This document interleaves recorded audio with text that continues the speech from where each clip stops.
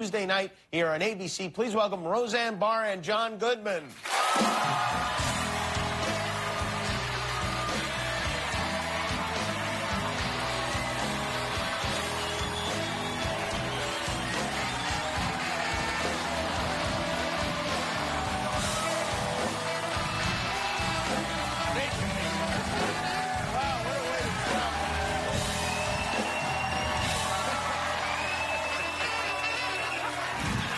Fantastic. Is this the one? Is this the real couch? No, this is a replica. This is a replica? This ain't the real one. The Smithsonian Institute has a real one, and they wouldn't. They wanted too much scratch for it. Is that right? Yeah. Yeah, but you know Talk to what's Mr. weird Iger. about it is that it smells just like butt. What? This one or the... No, the original. The one at the Smithsonian? Yeah. That's so strange that you would donate that to them, and then you say, hey, we want it back for a little while. There's too much butt on it. Yeah. How you doing? How's everything? This is unbelievable. Did you ever imagine the two of you would be on this couch again? No, not really. Yeah. It just didn't seem like there was much call for it. Yeah, right. I took out an ad on the Craigslist. Is that how this came to me? How did this happen? Who put this? Whose idea was this to do the show again? I'll field this one, Roseanne. Okay, yeah. I was doing Sarah Gilbert, our original Darlene. Yeah. No, there was only one. Only Darlene. one. One Darlene, two Beckys, one Darlene. Yeah, Yeah. right. She has a talk show called The Talk on the Mutual Network. Yes. And we did a little sketch on a couch not unlike this before the show, and boy, that feels weird. It feels like putting on a old loafer, man. It felt great. And then during the show, she goes, would you ever consider a reunion or something? I said, in a heartbeat. That was fun. And then she called Rose that night and said, well, Goodman wants to do it. And 3 weeks later, we had a deal. No one had ever asked you guys before? Why didn't I ask you? I had to audition again, though. So is Sarah now the boss of the show? No, I'm the boss. You're the Yeah. boss. She's a buffer. Corleone family had a lot of buffers. But Sarah is the executive producer, so she has to do executive producer stuff, right? Yeah, she's good at it, too. Which is great. I mean, she was a little kid when you started the show. Well, she's 13, but She was 13 years old. She looked 9. Now, Yeah. now she's a lesbian. That'll age you. And you got both Beckys back. Yeah, it's fun. Which is, and now, John, your character, Dan, was dead on the show, which seems like an obstacle. I wouldn't know. I wouldn't know. It was dead. That concern you, like kind of the playing with that reality? Yeah, I had to get into a whole new set. You did it. I'm still waiting for him to do the zombie Dan thing. Zombie Dan would That'd be good, right? Yeah, that would be something.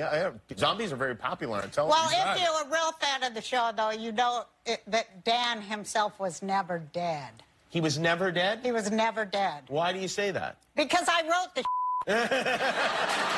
But everyone mourned his death, right? I mean... Yeah. There were mile-long parades of cars with flowers. It was that departure on the show. I don't want to go back too far. I do want to talk about what's coming. But when you left that show, why did you leave the show? Can I say why he isn't dead? Yeah, say why he isn't dead. Because, still you want to hear this? Are you giving anything away? Am I giving something away? Oh, I might be giving something away. Never mind. I'm sorry. Well, I want you to be surprised, but if you've, Make something up. a lot of the fans have asked me that for 20 years, and I say I will address it, and we did.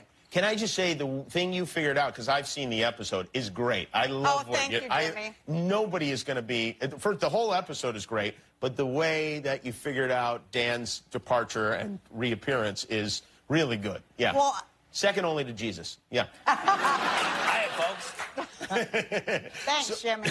Did either of you have any specific, requirements or demands before you said, yeah, we're for sure going to do this? We speak to each other through an interpreter. You do? Yeah. Yeah. A buffer. Yeah. You've always gotten along, though, right? Yeah. How would you guys handle it when, Roseanne, you quit the show? How many times would you say you quit the show the first time around? Well, I wasn't really quitting. You were just... Don't Dave Chappelle me. And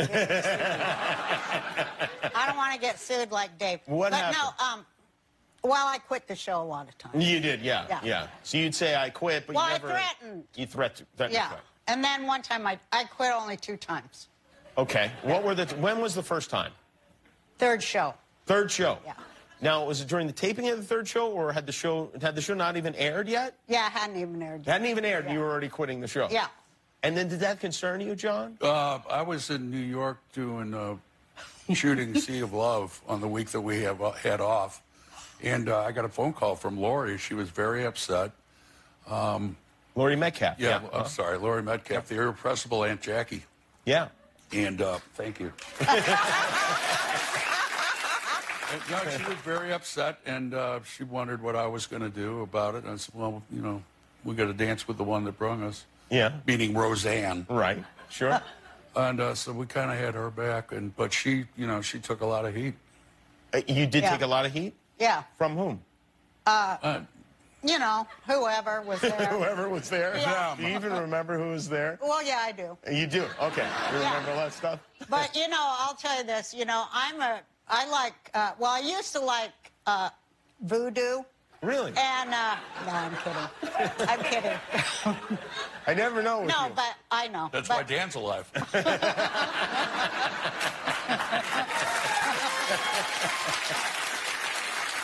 But no, I did have trouble. As my mother says, I have always had trouble with authority. Always had trouble with authority figures. Uh-huh. So, and you know, I just claim it from my own fault. Are you over that now? Yeah. You are. Yeah. I'm on Social Security now, Jim. Are you really? Are you collecting the benefits? Yeah. I've always had trouble with those under me. You're speaking So of course, figuratively. I don't have to worry no more because I'm covered. You're covered, yeah, right. But yeah, I'm 65, so I think I learned to be more calm and not, you know, crazy. And yeah, and to just kind of let it go. Yeah, I mean, well, you've been living in Hawaii. Well, we're going to take a break here. We're going to come back. We have many, many things to talk about. Roseanne Barr Look at is my here. tattoo. John Goodman is here. Roseanne is coming back next week. We'll be right back.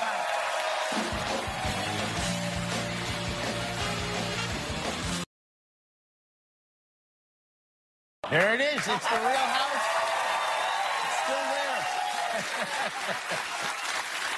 there. When you walked onto the set, was that an emotional experience, seeing that set for the first time in so long? I can't. I've looked for the words for it, and I just can't find them. It's weirder than deja vu. It's like we took a 2-week break and came back after 20 years. Just like that. But I was so much older. Yeah. During that It was time, just like no time. It was like a wormhole or something. it's been 20 years, right? Uh-huh. You ran for president during that time? Yeah. I mean, and by the way, I do want to say, you were kind of the original crazy tweeter running for president. Yeah, Trump totally stole my ass. He stole that from you, yeah. I ran my whole campaign on Twitter in 2012. And you know what's weird, Jimmy? It's really hard to get on the ballot on account of, you know, corruption and stuff. Mm-hmm. But I was only allowed on 3 state ballots, okay? 3 states, California, Colorado or something, and and Florida, okay? Okay, 3 state ballots. I still came in 6th. Really? Not bad. Yeah. By the way, 2 of those states legalized marijuana for recreational use afterwards. So. I know. I ran on the legalization of marijuana. And absolutely. Who would have ever guessed marijuana would be so popular? And I've been paying women hush money for years.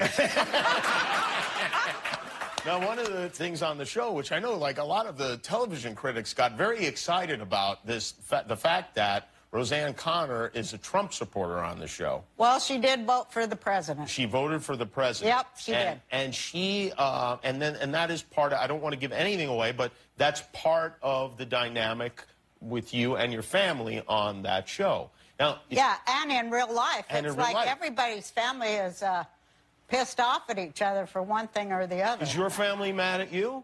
Well, you know, we had some pro-Hillarys and some pro-Trump, and there was a lot of fighting. weren't you a friend of, like a good friend of Hillary Clinton's at one point? Yeah. Yeah, I was. You were.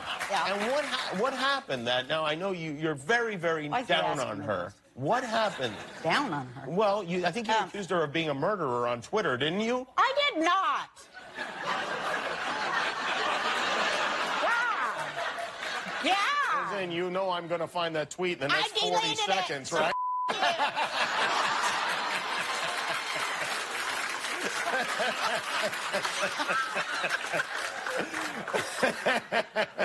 So that tweet that you never tweeted and then deleted. I had some disagreement with her foreign policy. I see, with her foreign policy. And you like Trump? Yeah, she had one. I didn't see that. Dan's character is not... Did you agree with her foreign policy? Listen, never mind her foreign policy. How about Captain Wacko we got running the country here? I mean, foreign policy. I'm shocked because I know you were a very liberal, socially liberal person in general. I mean, I'm still the same. You all moved. We did? You all went so far out, you lost everything. I mean, seriously. You're probably right, by the way. A lot of your audience, and including me, I just want to say this, Jimmy. A lot of us, you know, no matter who we voted for, we don't want to see our president fail. Right. You know? Right. I know. Because we don't want Pence. And yet we've seen it over again. You want Pence? You want Pence for the friggin' president? No, I don't want him either. Well, then zip that lip.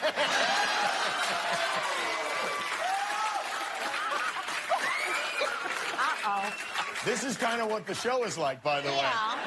I was bad again. But you did really hit upon something great, I think, in that you've got this dynamic that real people are really experiencing, where parts of their family are on one side and the other parts, and now it's not like we just kind of overlook it like we used to. I know, like when Trump won, you know, my whole family was with me because that's around my birthday. Yeah. And, I mean, she'll probably get really mad at me for saying this, but one of my daughters, she will remain nameless. I mean, You should give her a name already. I mean, really. Because he can narrow it down. Well, I have 3 daughters. Right, okay. And they're all in their 40s, you know. Right. And so the one daughter, she just started weeping.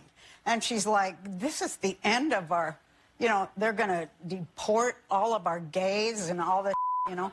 Mm-hmm. And I said, just chill. Just chill, you know. Try to think positive for, like, why people wanted to change. Mm-hmm. And it's up to the people. Here's my 2 cents, damn it. Okay. It's up to us to make this government work, no matter who's president. It's up to us to do our jobs as citizens. And if we don't like something, you know, let them know you don't like it. And then you got another election in 2 years. Get out there and vote. Change it if you don't like it. That's very good. I mean, you can't argue with that. What if, you know, Trump... No, you're not getting in trouble. I'm not? I think, Okay. Listen, you're expressing your views as crazy as they may be. All right, we're going to take a break. Roseanne and John Goodman are here. Their show comes back next Tuesday. We'll be right back.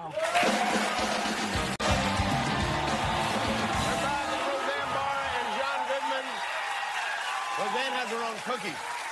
Did you know this, Sean? Roseanne has cookies. I do. I got my own cookie line called Domestic Goddess, chocolate chip cookies. And they're real good. Actually, it's just a mix. And so you add your eggs and whatever else you want to put in there. And then I ask people to write me and tell me what they add. Like if they want to add walnuts or marijuana or whatever, you know. President Pence is not going to have any of that. Can I say my website where you can get my cookies? RoseanneWorld.com. Thanks. RoseanneWorld.com. Can I ask you both of you, one more question about the old days? Okay. So there's a story, and it has been repeated many, many times. You're saying it's not true? No, I'm scared. There's a story about the writer's room. Oh. And I know now you have Whitney Cummings is producing and writing the show. Norm Macdonald is a producer and writer on your show. Wanda Sykes. Wanda Sykes is, I did not know that. That's fantastic. Bruce Helford. Bruce Helford, who's one of the original guys. Did you, in the old days, is it true that you assigned each writer a number so you didn't have to remember their names? No, you know what? That's been going around for so long. So here's what happened. It was just a joke, you know. Oh. I had them all wear numbers because they sucked. John, it seems like maybe you have something to say on this subject. No, she had them branded.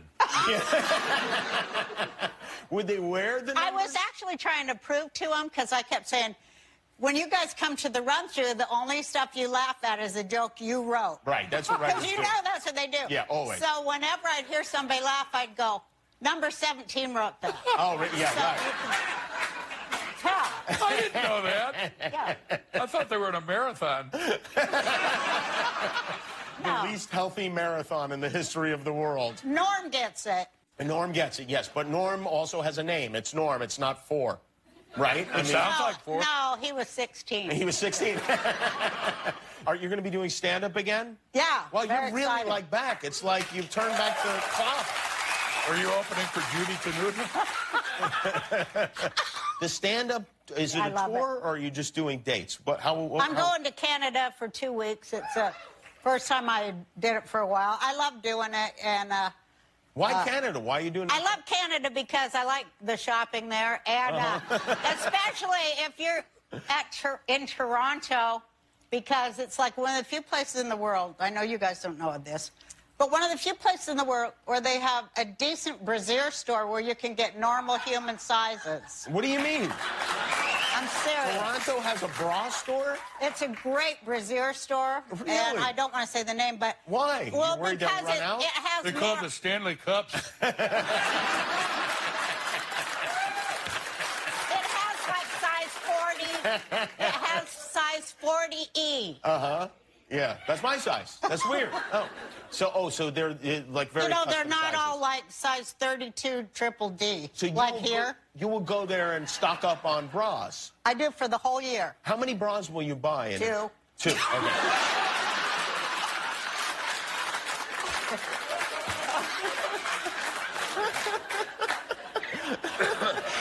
This was fun. That's a good thing it's a leap year.